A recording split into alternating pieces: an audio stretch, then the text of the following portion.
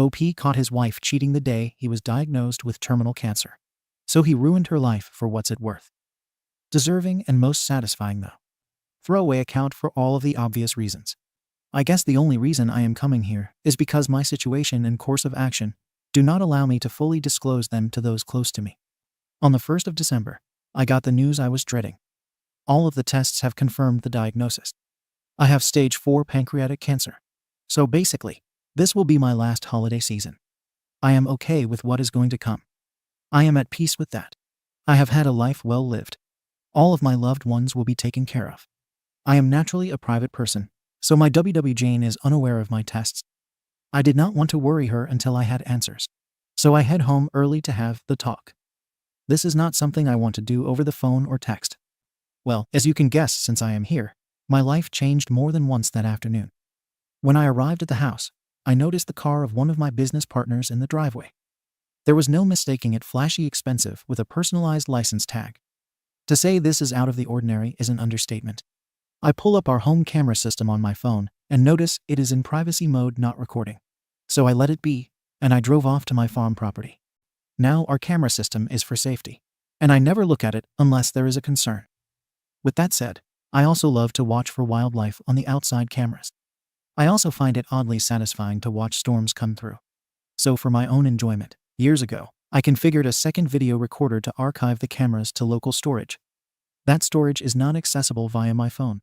So when I was at the farm, I opened up my computer and looked at the other server to confirm what my gut was telling me, and sure enough, there they were, snuggling in the living room, drinking wine, dancing, then going up to the bedroom suite. Apparently, they left the doors open because the microphone recorded their activities after they left the camera view. With my limited time left, I wanted answers, but I didn't want the drama of a confrontation or a divorce. Call me what you will. But all of my devotion to and love for her left me that afternoon. I have all of the emotions that are to be expected. I know that I am not to blame. I have been a loyal, romantic, and attuned partner. I am now thinking about myself. I know what is important to me. So I called my lawyer, and we reviewed my will and our prenup. I told him what was going on. We worked on understanding how long and to what extent this affair has been going on. What has been found is disturbing, and I either clearly did not know the woman I shared 2+ decades of life with, or something in her changed. At this time, I am not going to say anything to my kids. I never had children or WW. I am going to put on a stiff upper lip and get through the holidays. Give the kids and grandkids one last holiday memory with me involved. I will be the doting father and grandfather, and then I will try to play the doting husband role. Some background for some of the obvious questions. Affair partner is a widower and is not remarried. He is a business partner, but not a friend. I do not invest in friends. I never married my twins' mother MNF. It was her choice, and I completely agree with her that, at that time, she made the correct decision. My kids' mother Sarah married a very wonderful man Steve when the kids were 7. Sarah and Steve never had kids of their own. I got my head out of my arse when the kids were 3. I was very involved with them before that. But that is when I started my road to being the father I wanted to be.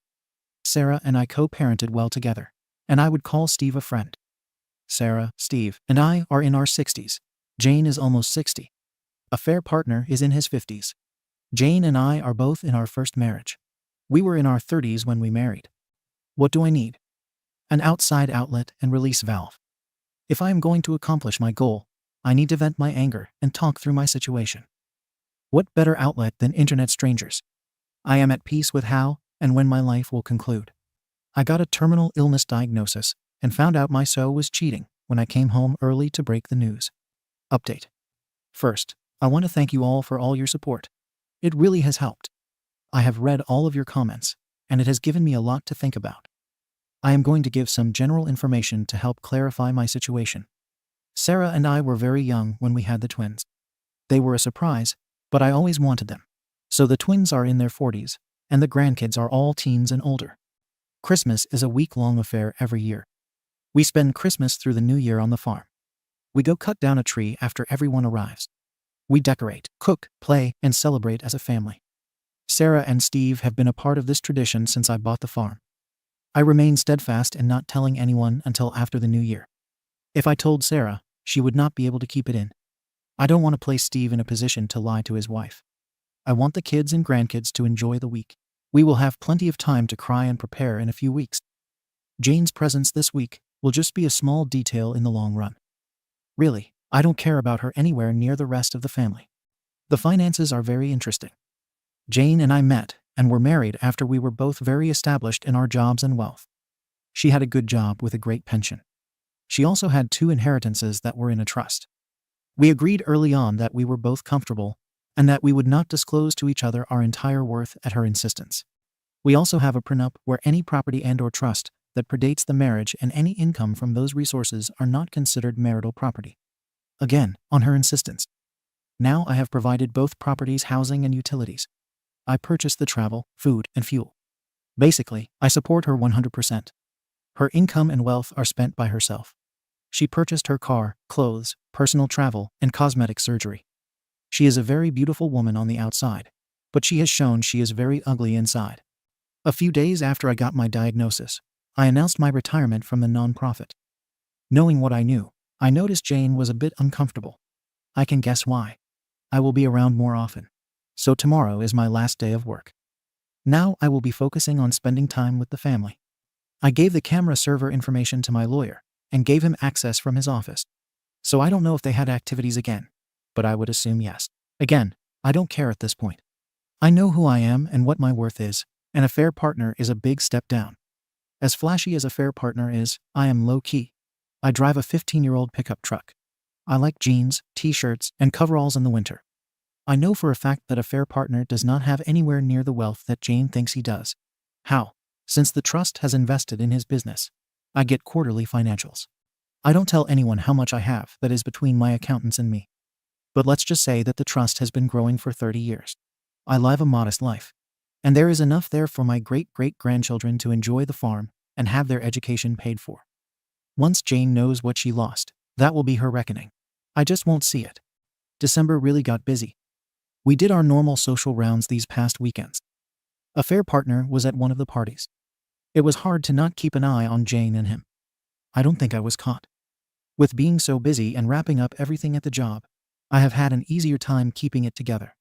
Jane has not expressed anything that would lead me to conclude that she knows I know. I am not proud of this, but I still sleep in the same bed. I have been selfish with her as of late. I feel like I am using her. But she has apparently been using me for, at least, the better part of this year. I am not as honorable as many of you have made me out to be. I hate this small amount of deceit.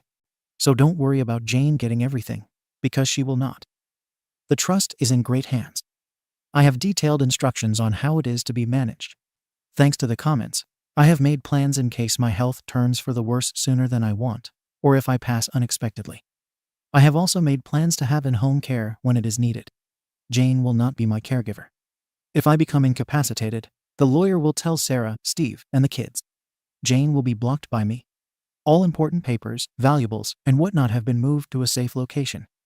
Finally, I have also started writing letters to each family member and Jane. Those have been harder than I thought. So I wanted to update you all before all of the festivities start. I might check in during the holiday week, but if I don't, it is planned and expected.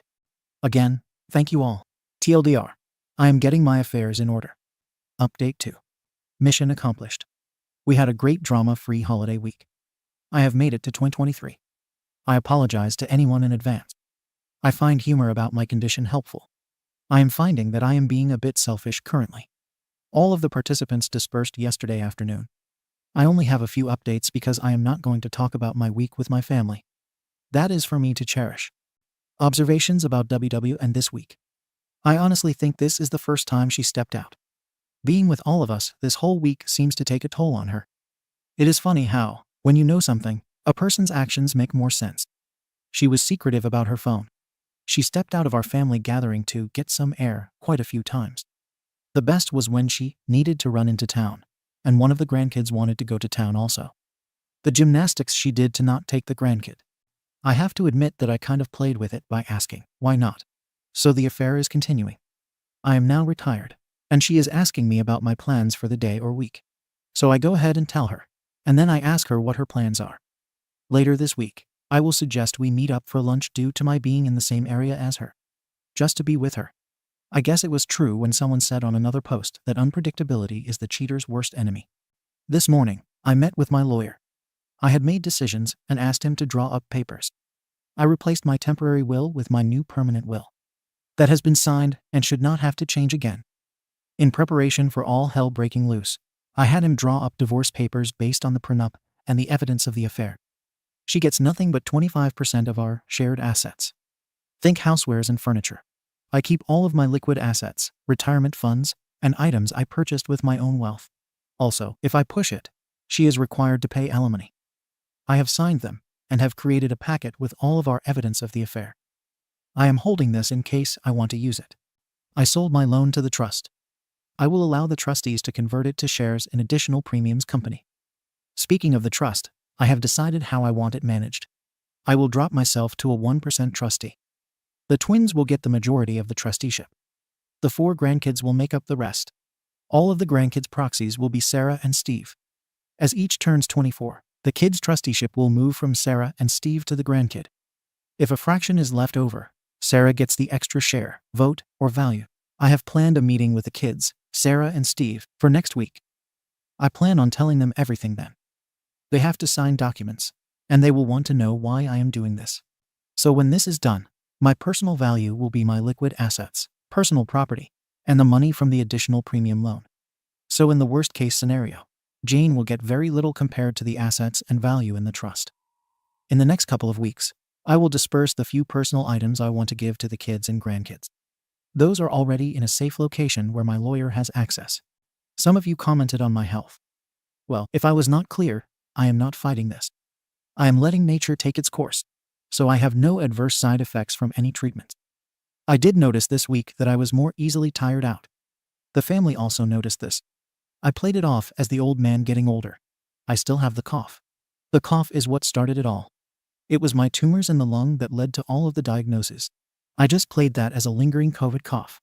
I expect to go downhill pretty fast once other issues pop up, but by that time, everyone will know. And thank you for all of your well wishes on that aspect. I am planning to spend time with the family. A large trip with all of their different obligations would be tough. That is why this week was so important to me. It was the last time I could be with all of them for an extended amount of time. I am thinking of a small trip for myself. We will see. I do plan on spending a day one-on-one with each child and grandchild. That is my next goal. The letters are not done. Those are very difficult. I will let you all know how the meeting next week goes. Best to you all. TLDR. My week went as I wanted it. My affairs are in order. Update. Maybe some words of wisdom, or just the ramblings of an old man. I just had the grandkids all day at the farm. I am worn out. They are now off doing their own thing. I am spending a bit of quiet time with a bourbon and a cigar. I quit the cigars in my 20s, but what do I have to lose now? In a comment, Uok Orange asked if I could give any advice. Well, I have been thinking about that. I decided that I would jot down some of my thoughts. I will just post this to my profile because it really does not fit in the subreddit I have been posting in. A coach of mine once told me, opinions are like arse holes. Everyone has one, and most of the time it stinks. I will preface this post with this. At some point, everyone is full of SHT. I have had my fair share of moments where I was wrong, and most likely, at the same time, a big jackass. Some of the things I might say here may seem cliché, but hey, it is just how I roll. Be aware that this is just going to be a stream of thoughts. So if they seem a bit disjointed, be aware that I am just talking. I do hope the kids and grandkids read this at some point. And if you are reading this now, I love you all, and you have been the best part of my life. Control over others or the world is a fallacy. You cannot control anything or anyone except yourself. You are responsible for yourself. Once I quit being sorry for myself and being self-destructive, my goals became clearer. I am the only one responsible for my happiness. I can find joy and love in others, and I can accept help from others just like I get from all of you on Reddit. Seeking and accepting that help is still dependent on me. At the end of the day, how I behaved and how I treated others all fall on me. Once you learn to accept yourself and the responsibility of your actions, you can truly learn from them. Every day, you choose how you are going to be. Hand in hand with my personal responsibility is honesty. This is a tough one in my current situation, but I spent most of my life being very honest. I have learned some of my conditions and situations from loved ones, as well as the ones that cause me pain for short-term goal achievement. I recognize that this is a bit of hypocrisy. But in my business dealings, if I made a promise, even if I was going to lose out, I would still keep my word. The secret to being able to do that is how I structured my finances. When someone realizes that you took a loss to keep a business deal with them, you will do business with them for as long as you want. When it comes to finances, the best I can tell you is to live below your means. If you live below your means, you build wealth, i.e., you save money. Now you work hard to build a 6 to 9 month liquid reserve. You have money in the bank to pay all of your obligations for that time. After that reserve, any extra money is now available for increasing your standard of living, and you need to increase the reserve or investing. Never risk your liquid reserve. Only work with the surplus. Also, diversify your investments as you go forward. You don't invest in companies or technologies. You invest in people. If you cannot trust the person, don't invest. Have goals with your finances. But remember, goals can change at any time due to new information or changes in conditions. When dealing with people, listen to what they say, but watch what they do. If what they say and what they do differ, believe their actions. I.e., if your business partner talks you up but cheats on their spouse, guess what? They are going to cheat you on the investment. Okay, that is enough ramblings for now. I will add more later. Update 3. I discovered the affair when I came home early to tell her about my diagnosis. I had my lawyer, a notary, and the twins, Sarah and Steve, come to my farm today. The tasks I needed are done. This process has gone about as well as it could have gone. It is understandable that the family is hurt and angry. When everyone arrived and they saw my lawyer and the notary, the tension in the room was high. I asked them to just sit and listen to me, and after I finish, they are to sign the papers. After signing the documents, I will answer all questions. They all know about the trust. I explained to them that it was time for me to release control of the trust to them. I explained how important trust was in my life. Why did I start it? It was outside of my marriage to Jane by mutual decision. I also left instructions on how I wanted them to direct and use the trust. We explained that the trust would be split between the twins and the grandchildren, with Sarah and Steve casting equal proxy votes for the grandkids until each of them reached the age of 25. Their trust in me was evident because they signed the documents and got them notarized. After that was done, copies were collated, and I dismissed my lawyer and the notary. I saw them out and thanked them for coming out on a Sunday. They were both gracious, as always. When I returned to the dining room, which was acting as a conference room, they were all quiet. My daughter broke the silence with the first question. Well, it was definitely a multi-part question or a stream of consciousness. As soon as she stopped, I started taking care of my health. I explained the facts of my diagnosis.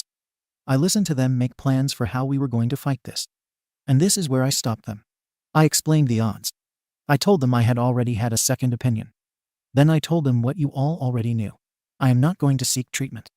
I am going to let nature take its course. We spent the next hour to an hour and a half arguing. My daughter left the room a few times. Sarah had to go get her. While they were gone, Steve, my son, and I had a heart-to-heart. They understand where I am coming from. They might not agree, but they understand. The consensus is that Sarah and my daughter will come around. After all, this calmed down, and I knew the next question was coming. When did I find out? And I told them. And now there was another round of anger and sadness. I explained that I wanted one more holiday week where I was not a dead man walking. I was selfish. I wanted this diagnosis to come after the holidays. I don't want it to taint their holidays for the rest of their lives. My daughter, sensing there was still more, went all police detective. She was not going to leave the room until everyone was out. She asked how, and what the hell did Jane not tell her? That was when I dropped the last bomb. I told them exactly the same account of events that I did in my first post. That was the first time I truly saw the fire of anger in my daughter's eyes. I then told them she, to this day, does not know what I know. I basically answered the same questions, plot, etc. that you all suggested, so I guess you all prepared me well. In the end, I told them I valued them way more than Jane. For me, I just want to spend the rest of my days in peace, not worrying about Jane. I had to explain my actions during the holiday week. They also pieced together her steps outside for air and the trip into town, where she did not want to bring the grandkid. They were worried I did this all alone. I told them I have some social media friends that helped me through the roughest of this time. I refused to tell them where and how. They can learn later. But I still want this space for myself. The emotions were really raw, and we have been talking off and on as a group for a few hours. But I told them I needed to go back and talk about the trust. They understand that the trust will be very helpful in not allowing Jane to obtain my hard-earned wealth, that it protects them, and that is why she is not part of this meeting. With that said, I then needed to share the financials of the trust. I am pretty sure that they all saw the trust as a tax dodge or just a way to protect assets in a marriage where the kids are from another woman. They were not prepared for me to share the finances. As I started to go through the assets and the balance sheets, the room just fell silent. Then there was one question. Why did you work so hard those years when you had this much? I explained my philosophy of personal finance, something they have heard many times before and take to heart. But I told them that I lived off the trust all of these years. I put them through college with that trust. I made time in my life for them with that trust. And I was able to work for a nonprofit for basically free because of that trust. And if there is any example I want to outlive in them and their children, it is to use this trust to do better for others. And not to just write a check for a charity here and there, but to work for something they believe in. In my years with this nonprofit, I have done so much more in training others and building relationships than just writing a check can do. I am not happy that today, everyone's lives at that table changed in so many ways, good and bad, because of me. It was not the way I wanted it to happen. But it is done. They know all of it. I have begged and pleaded that they let me deal with Jane, not to talk about the trust with anyone. We will run as status quo for now. When I get sicker, then things will change. They all agreed. We spent the next few hours making a meal, talking, crying, laughing, and breaking into smaller groups. They all left about an hour ago, but I expect the twins to come back. I know they will let their spouses in on what is going on. That is just the way they are. And I love my two in-law children very much. I knew that last night was my last quiet night. I feel a weight lifted, but replaced with another weight of worry. Thank you all for reading. Your thoughts and prayers are so valuable to me. Again, tell your loved ones how you feel and give them a hug. TLDR. I told my family and got the trust transferred. It has been a rough day. Update 4. Just a quick update. I was surprised by a visit from one of WW's girlfriends. She is about the same age as Jane. Her name is Carol, and she was with my WW last week on the girls' night. In fact, the girls' night was at Carol's house. If you read my comments, you would know that last week Jane came home very intoxicated. She used a rideshare. Carol is an old friend of mine. I guess after being married for over 2 decades, WW has forgotten I introduced her to Carol. Carol's parents were friends of my parents. Well, I guess my unpredictability has contributed to WW being unstable. And at last week's girls' night, Jane reached a breaking point. She got so intoxicated that she confided in Carol about her affair. Apparently, she just kept talking, even after Carol told her to stop. Carol got so angry at her. As Carol kept condemning Jane, Jane just kept trying to defend her actions, while continuing to lay out an endless stream of details. The next day, Carol reached out to Jane. Jane apparently did not remember anything from the night before. Carol summarized Jane's confession.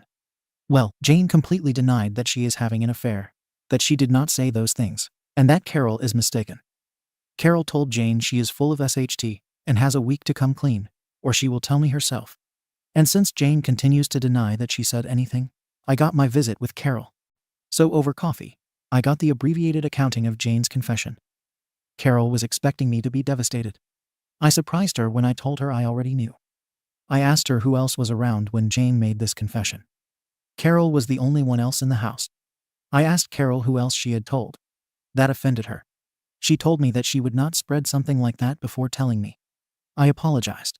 I explained to her that I had my own timeline for wanting to deal with Jane, and adding others would complicate my plans, and I had to ask. Carol was understanding. I asked her, as a favor to me, not to mention it to anyone and allow Jane to think she believed her. Carol agreed with my first request, but said the second part doesn't feel right. I asked her to try. I told her I would be okay. Carol said that anything else I need, all I have to do is ask. I know that I will have to make another apology when Carol finds out about my health, but I will deal with that another day. So I am going to confront Jane tomorrow. We have a regular date night, and I plan on calmly telling her what I know, my condition, and how I am going to spend the rest of my life without her. I hope the public setting will keep the drama to a minimum. Going as planned or a total disaster, I will update sometime this weekend. My plan is, after the confrontation, to give her what I know, asking her not to contact me or my family. We will see how it goes. TLDR. Jane confessed to a friend, And now I need to confront her tomorrow. Ida, I am placing 2 posts in my profile. One is for you to make comments to be read by my family. The other is for comments to be given to Jane. I am not going to read your comments on those 2 posts. But if you all need to vent, go ahead. Just don't do anything Reddit would ban you for. Update 5. Confrontation and aftermath. Mike Tyson said, "Everyone has a plan until they get punched in the mouth." Yes, every plan does not go exactly as planned. Mine is not exempt from this reality. I will take a moment to set the table for my plan for you. Jane and I have a weekly date night, and we generally use the same restaurant. So much so, we have a regular table. It is in the back, still public, but away from the high energy near the bar. I decided that this would be the place to confront her. I planned to do it after the end of dessert. I got my lawyer's and his wife's reservations at the same time. I gave our server the payment for both of our party's meals before we began. She has been our server for years. I had Carol on call to help Jane after I left. My plan was to end the meal with a conversation about our relationship. I wanted to record it. Then I would confront her, tell her about how I know, my diagnosis, and the plan for what I want, and give her a letter asking her not to contact me or my family or come to the farm. I would have had the letter witnessed. I would also leave her a briefcase full of evidence along with the divorce papers. Then get up and walk away. I expected her not to make a scene to protect her social status. I did record the conversation. She gushed about how great our relationship has been over the years. She talked about how great we are as a team. I asked her if I treated her right, had ever abused her, etc. She said, of course not. Then I asked her why she had cheated on me. She stated that she does not know what Carol told me, but that she is wrong. I told her I had already known before Carol told me. At that point, everything I think Jane had prepared to counter this conversation left, as did the color on her face. All she could do was ask, "What?" I then told her to let me get through this without interruption, and she shook her head in agreement. She went from a confident and prideful woman to a woman with the deer in the headlights look. All she could do was nod. I then explained how I came home after my meeting with my doctor. I was rushing home to have the most difficult conversation with the one person I wanted to talk to. I explained that when I drove up, I saw his car. I then checked the cameras and saw they were in privacy mode. I decided then to go to the farm. I told her that I still had footage, and she almost interrupted to ask how, but I just put up my hand to remind her to let me finish. I told her about my diagnosis and my plans not to fight the disease. I saw the heartbreak in her eyes, and I got angry. How can she feel sorrow for me? But I moved forward. I then signaled the waitress, and she went over and got my lawyer. They both came to our table. My lawyer handed me a briefcase and a folder with a letter. I told her that I didn't want her to contact me or my family or come to the farm after I left tonight. I signed the letter and asked the server to witness it. The server and lawyer then watched me give the letter to Jane. I then dismissed them. I then concluded by giving the briefcase to Jane. I told her I knew much more than she expected. I was totally destroyed. There are divorce papers in there already signed by me, and she can sign them and start the divorce proceedings. I told her I didn't expect to survive a contested divorce. As long as I am alive, she can stay at the home in town. I will be at the farm. I will not see her after tonight. I don't want to hear any excuses. I have called Carol to help her at home. In true fashion, Jane kept her composure in public. She just uttered a quick, "But." I just reminded her that I am leaving, and that I am done. I went to the server and gave her a generous tip, found the owner, and apologized for not giving him a heads up. As I am leaving, I see my son at the door with Carol. Carol passes me with a quick smile, and then a concern in her eyes for Jane. My son grabs my truck, and his wife drives me to the farm. My son and his wife stayed with me Friday night. I finally got them to go home at midnight. I went to sleep with a great sense of relief, but with a renewed feeling of loss. But I was able to accomplish the task I needed to do. The family came to the farm on Saturday to make sure I was okay. I felt a bit coddled, but it was a good day until Carol came by in the afternoon. She said that Jane fell apart Friday night, but I guess she contacted her affair partner on Saturday. After the conversation, Jane realized she was just being used by the affair partner and was really in a bad state. Carol made sure to tell me that Jane did not ask her to reach out to me, but she feels that if I could talk with Jane for a bit, then it could give Jane the strength to keep her out of my life. Carol knows how to frame her requests. I reluctantly agreed to a 2-hour discussion at the farm with Jane. I would have someone there for me, and Jane could choose someone to be there for her. We will have a civil conversation. I will not accept being blamed, minimization, or blame shifting. The purpose of the meeting will be for her to get answers on how to move forward. That meeting happened this morning. Jane picked Carol, I don't know why. Maybe damage control, and I chose my daughter. I wanted it to be as comfortable for Jane as possible, just so we wouldn't have to repeat this again. I entered the meeting with a steadfast direction, and the goal of having Jane out of my life. The meeting was as expected. Jane cried, apologized, and tried to minimize the affair. I was not having any of it. I laid out the idea that she would have a place to live until my death. Then the house decision will be made by the trustees. I explained that she would not see anything from my estate or from the trust. But she has her 6-figure pension and her trust, so she will be just fine. I have to rant about something, she said. Why won't you fight for me or us? I almost broke my temper with her, but I just responded. I just don't care about you or us anymore. That kind of destroyed her. Here, I am going to express my anger. This is the mind of a selfish cheater. All they think about is themselves. Even after destroying someone, they expect to have enough value in that person's eyes to fight for. F that. I was not worth fighting for against her desires or greed. F her. Sorry for the rant. Jane gets the answers she asked for, but in hindsight, she did not want them. I don't want another meeting. I feel that continuing the meetings just distracts me from what I want to do. Carol and Jane leave, but Carol comes back a couple of hours later. She and I had a quick talk. Apparently, a P had received notice from the trustees that they were going to convert the loan into shares of his company. And since the trust will be the majority owner, they are asking for a full forensic audit. My daughter with the MBA is not wasting any time. Well, I guess when Jane went to him for comfort, she realized what I already expected. He was using her to see if she could buy the loan from me. There were offhanded comments in the recordings that made me suspect he was up to something. Well, with the paperwork filed, a P knew I sold the loan to the trust, and Jane was no longer in my life. Her usefulness to him was gone, and he let her know. Apparently, Jane also confided in Carol that her trust was exhausted. She will only have the income from her pension. She saw life with a fair partner as more glamorous than with me. She truly thinks his net worth is greater than mine. He drives nice cars, eats in fancy restaurants, and flies us first class. That's why my husband played on his farm, drove an old truck, and we flew in economy class. She was planning on divorcing me when he expressed his undying love and desire to marry her. It disgusts me that she is this greedy and shallow. I won't see it. But I expect my family will tell her how much I was worth after my death.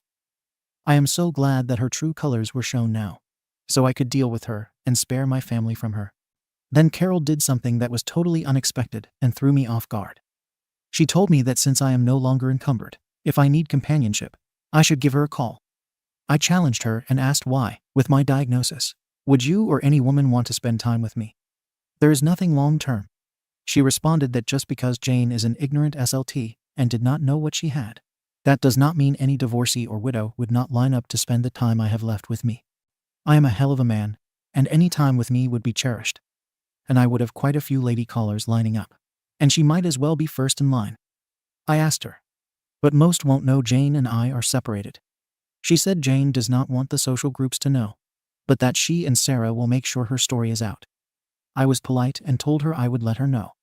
She smiled and gave me a kiss on the cheek. I thought about it after she left, but I am pretty sure I do not want that complication in my life right now. I have left quite a bit out, but that is the highlight. I am doing okay. It has been a roller coaster. I need a few days of peace and quiet. The social groups will know soon. Both the breakup of my marriage and my diagnosis. I will now have an endless stream of people wishing me well. I knew I could not delay it forever, but I don't want to be treated differently. However, life is what it is. It's time to start dinner and relax this evening. Again, thank you all for all of your support. I will try to go back and respond to all of your messages. They mean so much to me. I confronted Jane and the aftermath. Update 6. I discovered the affair when I came home early to tell her about my diagnosis. Random stuff. First, I am doing okay. I am still above ground and above room temperature. Every day on my feet is a blessing. My coughing is a bit worse. I am experiencing some discomfort. I notice I am getting winded a bit easier. Overall, it was a great week. Let's start with Jane. She has gone to ground. Her status in the community has crashed hard and swiftly. Once it was out, she was, politely, asked to resign from any of her leadership roles. Most of her circle has judged her harshly and has come right out and asked her if she chased their husbands. She has tried to reach out a few times. I have not responded. A couple were through proxies. I just asked the person to tell her I had said what I needed to say and knew all I needed to know. I really don't care if she needs closure. Why do I need to worry about her selfish need for that? She knows how I feel because I told her. Some of the details of the affair. They have been going on for at least 6 months. They took 3 trips together, one of which they played the newlyweds. Another was a couple celebrating a 20-year wedding anniversary. And the last was that they met on vacation staying at the same hotel. I guess role-playing was a bit of their dynamic. She used my house because she was comfortable there, but also because the house is set back from the road and passers-by cannot see the cars in the driveway. She also bought herself a second car and stored it in town in a parking garage. She apparently swapped cars when she went to a fair partner's house, so no one would recognize her car. She was very concerned about how this would be viewed by anyone in her social circle. Maybe I would not catch her. Her actions alone show how much effort she put into the affair with the affair partner. All of these efforts alone solidify in my mind how I am feeling and how I dealt with the affair. I have no regrets about what I have done. The drunken confession to Carol was only partly due to my unpredictability. Apparently, as soon as the notice of my sale of a P's loan to the trust was received, he started to distance himself from Jane. I guess from the pressure of almost getting caught, an affair partner starting to not be as interested in her, she got drunk and let it all out to Carol. You know what happens after that? It is pretty clear to me that affair partner had alternative motives for his participation in the affair. This does not excuse Jane in any small way. It just makes Jane more pathetic. It appears that affair partner wanted Jane's help on his loan with me, and Jane wanted a flash life with affair partner's money. It is interesting how ugly people attract each other. If all of us decent people just allow the despicable to pair up together, we can find better partners. Sorry to all of those who, out of a sense of devotion, work on reconciliation. It was not for me. Affair partner is not happy about the intentions of my daughter. It appears he will be trying to stop it in court. All he has to lose is more money. I have heard rumors that he has tried to raise money from other investors to pay off this loan. But unfortunately for him, the news of his actions has already started to circle around my business acquaintances. Remember when I said you invest in people, not companies? Well, there are not many who want to invest in him. I don't know what my daughter has planned for his company, but it employs quite a few people, so she will work hard to make sure it continues just for them. I think she is worried affair partner has something to hide in the company's books. For the employees, I hope it is not anything that cannot be corrected. Family time has been great. I went to a high school basketball game with the family this week. I also scheduled a poker night. That was great. I had some old friends, my son, and my grandson at the game. The grandson got to see how old school men sat around telling tales and just enjoyed a night together. I hope to get a few more of these in. We have eaten as a family 3 times this week. Carol did come over one night and brought dinner. We ate and talked, but I kept her at arm's length. I am still not comfortable letting her in. Chores on the farm comfort me. I walk the fences well, drive at times, check on the animals, check on the employees, and help with equipment maintenance. Knowing that this farm will stay in the family and continue to run fills me with peace. A part of me lives beyond my time here. I have also had a number of friends and acquaintances stop by. Someone mentioned a living wake, and I think this is what they meant. I am encouraging anyone to come out and see me. I like spending time with these folks, even if it might be the last time. Thank you for suggesting that. Thank you all for your support. It really does help. TLDR, I am still here, and overall, I had a good week. Jane and affair partner are feeling the exposure of their actions. Update. Unfortunately, I saw Jane again. I am still here. But it has been a bit rough. I am now home, but I did spend a few days in the hospital. I was found unconscious, but was still breathing, so they took me to the ER. I do have a do not resuscitate order, but I never died. I have always hated hospitals, but now with my diagnosis, I really hate the hospital. I don't want to die in there. I have been home for a while now. I can no longer drive off the farm. Really, they don't want me to drive on the farm. But I am determined to keep doing my chores and seeing the sunrise and sunset as long as I can. I also have full-time home healthcare workers, or, as I call them, babysitters. But I am not going to fight with the family on that one. So basically, I don't remember anything until I wake up in the hospital. Most of my family and Carol were in the room. I was stable by then, And the doctors just wanted to observe me for a day or two and, of course, run more tests to be sure. I had either my twins, Sarah or Carol, with me for almost the entire time. There was one night when no one was with me, and I woke up with Jane in my room. I guess she pulled the wife card on a duty nurse who did not know not to let her in. I was tired, but she was playing the sweet and devoted wife. I don't know why. Then, when I realized she was holding my hand and stroking my head, I pulled away. She was hurt. She then started the new refrain of being so sorry. She did not mean anything she said to him. She was trying to use him, etc. I just sat there, not engaging. This upset her. She demanded that I talk to her. She was just loud enough to catch the nurse's attention. The nurse noticed Jane's demeanor and my uncomfortableness. The nurse was smooth. She tells Jane to wait outside because she needs to perform some BS checks. Once Jane was out of the room and the door was closed, the nurse asked me if I was okay. I told her that Jane was my ex-wife and there should be notes for her not to be allowed. She apologized and asked me what she wanted me to do to limit my stress. I asked her to call my emergency contacts. She did, and in about 45 minutes, Sarah, my daughter, and Carol walked into the room. By then, Jane is back and still spewing her BS, but at a very quiet level. Once Jane sees them, she knows that she needs to leave. I quietly ask her to just go. None of the other patients deserve her to make a scene. To stop thinking about herself and just leave. I am very thankful that she quietly leaves, but she first gives me a quick peck on the forehead. I recoiled a bit, but if I have to accept that for the peace of the other patients, so be it. The women in my life profusely apologize to me. Honestly, I cannot be mad at them. They have their own lives. They all figured out a schedule to make sure that I was not left alone again. And I am sure my daughter thanked the nurse for calling them, while at the same time letting the staff know her anger for letting Jane in when they had specific instructions to the contrary. This event just shows me that Jane is like a drowning person. She is just grabbing for anything. I am not special in her eyes. She just sees me as something that she can use to keep herself afloat. After every contact with Jane, I just see how much darker and blacker her soul is. A fair partner is still as much of a jackass as he was before. His accounting department has seen where the wind is blowing, and in meetings with my daughter, he pretty much gave her an entire picture. There is no criminal conduct by a fair partner in his business. It is clear that he was using every perk and loophole to increase his income over his base pay at the expense of the bottom line. So when my daughter takes control, he will realize a 60% reduction in value from the company. And that really pisses him off. I have a feeling she might just outright fire him and move him to a silent minority owner role. So his flashy lifestyle is going to hit a brick wall. He has threatened lawsuits, but has not taken any action yet. I think his credit and reputation in the area are shot to hell. Carol has been a more permanent fixture in my life. I have to say, I don't mind the company and companionship. Maybe she is wearing me down. She has been staying several days a week. I hope to bounce back sooner than later. But since I cannot drive anymore, I am going to have to lean on others more. This is uncharted territory for me. Carol has been eagerly volunteering to support me in this area. And before you ask, no, there is nothing physical between us other than sitting close together. Thank you all for your continued support.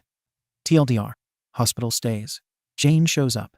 An affair partner's life is about to change. Update. Another rambling from an old man.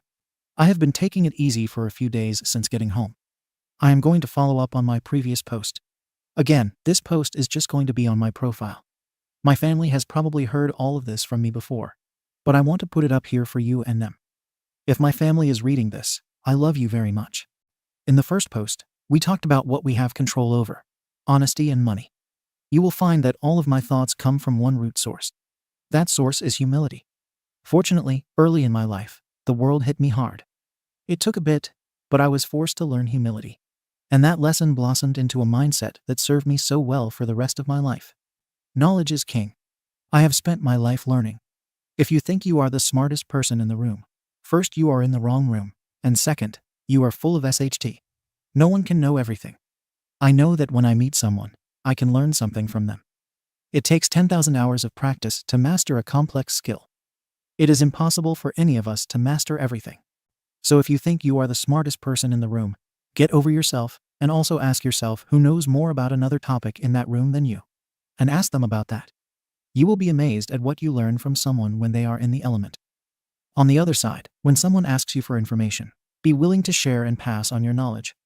In life, business, and anything else, surround yourself with people smarter than you. The only stupid question is the one not asked. Learn something new every day. Be in the moment.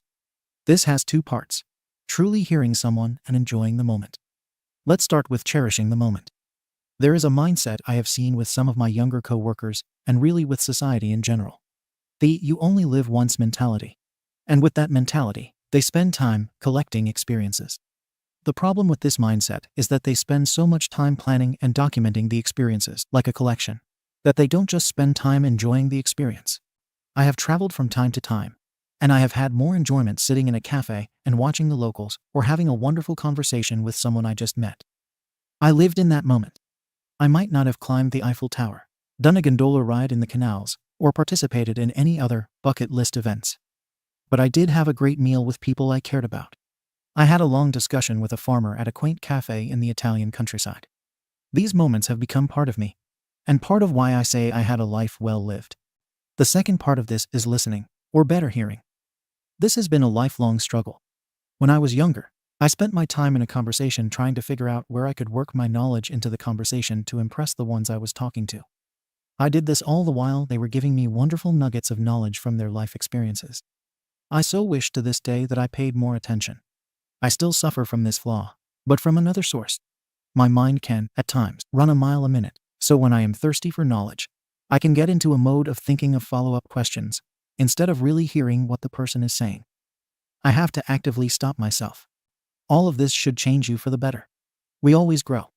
Learning new knowledge or adding experience will change you, most likely, ever so slightly. They should just make you a more interesting, compassionate, and wise person. Never stop becoming a wonderful person. Also, be a part of that cycle for others. Another important part of this is time for reflection. Make sure you spend some time by yourself. Just think about what you have learned from others and your own experiences. Let that process go through your humility filter. You will find that just spending a few minutes like that a day builds clarity. I watch the sun rise and set for some of that. You can journal if you like. I generally just have an inward dialogue. I think this completes the foundation for my life. I really am just a simple person with simple principles. But if you have questions, I can always see if I have anything worthwhile to answer you with.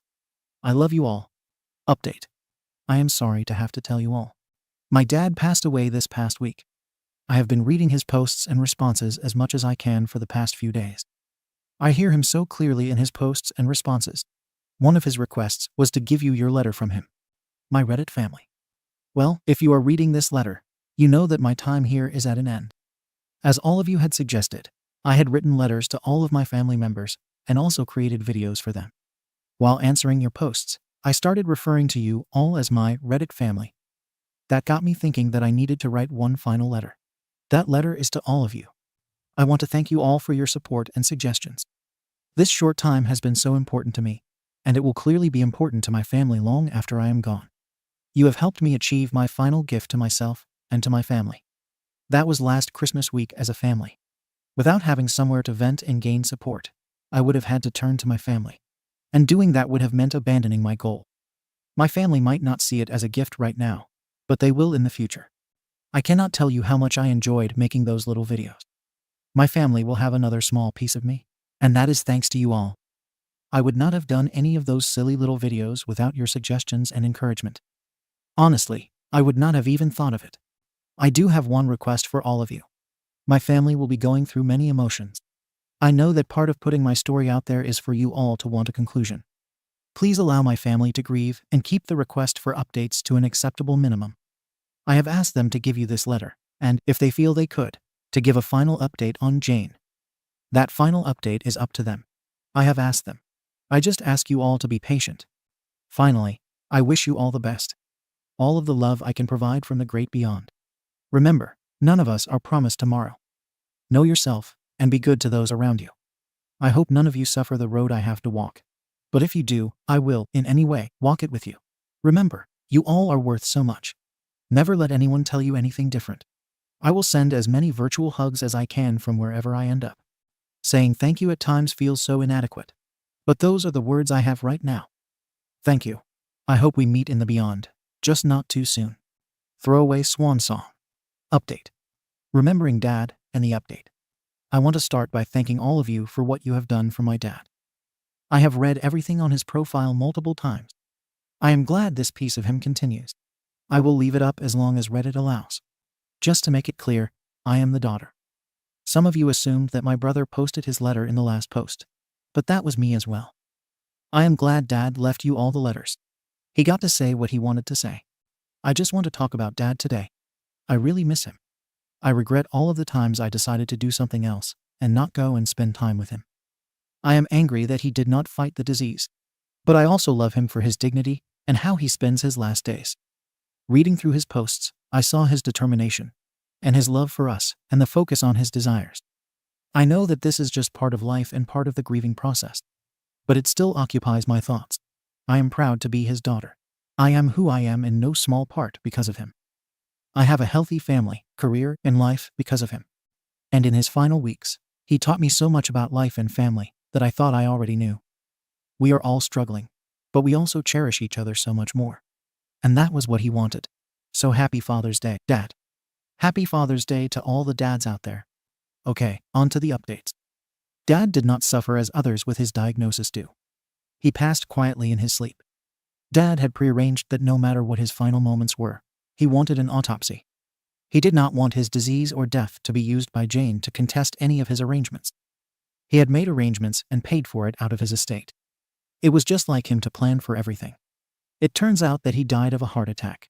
So I take solace in all of the pain he had to deal with. There was some mercy in the end. Per his wishes, he was cremated. Some of his ashes were placed with a headstone in an old cemetery on the farm. The rest of his ashes were spread while planting this spring. He got his wish to be part of the land he loved so much. We had the memorial on the farm, so Jane was nowhere to be found. The funeral home had arranged for security, so if Jane tried to come in, none of the family was any wiser. One idea that Dad kept trying to sell us on was having all of us move to the farm. He had already plotted out his home sites. His hope was that we would all come to live on the land when he retired. He had been talking about that for at least 10 years, and we all just humored him, but did not take it seriously. Looking back, we did not think Jane would ever live on the farm permanently. And now, knowing what we know, I am so angry with myself for allowing that woman to have so much influence. Well, starting this year, we will be building new homes on the farm. So far, my husband and I, and my brother and his wife, will both be moving to the farm. We have a very lovely site picked out. Mom and Steve, at our urging, are going to move into Dad's house. It just seems right. We all want to be closer to each other. As for Jane, I thought I knew what a pariah was, but seeing Jane's world crumble around her has shown me the true definition. She has looked like she has aged 20 years and months. Her personality has completely changed. She contested the will and the trust assignment, but that was quickly dealt with. She did not succeed. She did get their shared assets, but Dad had already given away the items that he wanted. The biggest issue was the house in town. It was Dad's before their marriage, and she had no claim to it. She begged us if she could inherit it. Dad did not care about that house. It was a tool for him, and I am not ashamed to admit that in one of the beast moments of my life, I told her if she changed her last name back to her maiden name, I would give her the house. The value of that house is far less than that woman's not having my dad's last name. She took the offer. I cannot see her staying. I expect her to sell the house and leave. We will see. The affair partner is long gone. After we valued the company for the exchange of the loan, the trust ended up owning 80% of the company. We arranged a party we trusted to make him a generous offer for his 20%. He took it and ran. We have not heard a word from him in months. If he had focused on strengthening his company instead of going after Jane, he would have been fine. I don't think he has learned this life lesson, and I really don't care. Our partner, and we have chosen a new CEO, and the company is on its way to rebuilding. Carol was given a 1% trust. We will take care of her as Dad would have wanted. And she has been a constant figure in our family, and will continue to be considered part of our family for what she did for our dad. Again, we all want to thank you for all the support you offered him. We think of you all often for what you did for him. Update for Dad's Reddit family. To my father's Reddit family. We have rung in 2024. This will be the first year of my life without my father, and that weighs heavy on me. I wanted to stop in and give you all an update on my father's family. You all already know that we celebrated our week-long celebration of the holidays that my father so cherished. While bittersweet, the week was very good. Dad has succeeded in bonding us all as a family, and that includes Carol. Her romantic, for lack of a better word, time with my father when he needed it the most means so much to us. He left us all letters for this year and one final present for each of us. They were thoughtful and brought us to tears. One last act that he entrusted to Carol. I expect that there will be letters for the grandkids at all of their major events. The first one came about at last spring's high school graduation. The home building is progressing. This year, I started to realize what my dad loved about this farm. The cycles of the seasons. The cycle of life is present here. I understand a bit more about his decisions last year. While I still don't agree, I better understand. I have also started watching the sunrises and sunsets at Dad's spots. Not as religiously as he did at the end, but just another anchor between him and me. Jane's life has not gone well. In the fall, she suffered a stroke. It was caught early enough, and she survived. She is currently still in a care center, doing rehab. She has regained rudimentary speech, but it is still tough for her. She is still working on walking again. She has a very long road ahead of her. Her health issues have gained her a bit of sympathy from her social circles. Even Mom and Steve, as well as Dad's grandkids, have put aside their hurt and pain and looked in on her. I am not that charitable as of now, and I may never be. I do not have much information on the affair partner. He has disappeared from my business circles. The only memory I have is that the company did receive an inquiry letter from a bankruptcy law firm. So far, we have not seen any official filings. As for the company, without his leadership and financial anchor, the company is in the black, and we got the debt manageable and did give every employee a nice bonus. I want to thank all of you again for what you did for my father. I am sorry for not responding to any DMs or comments. It has been difficult enough to just give these updates, and I expect this update to be my last. You all have my gratitude. Throwaway Swan Song's daughter. Thank you for watching the video. If you are interested in listening to these kinds of stories, we've got more in store for you. Simply subscribe to our channel, hit the like button, and share it with your fry.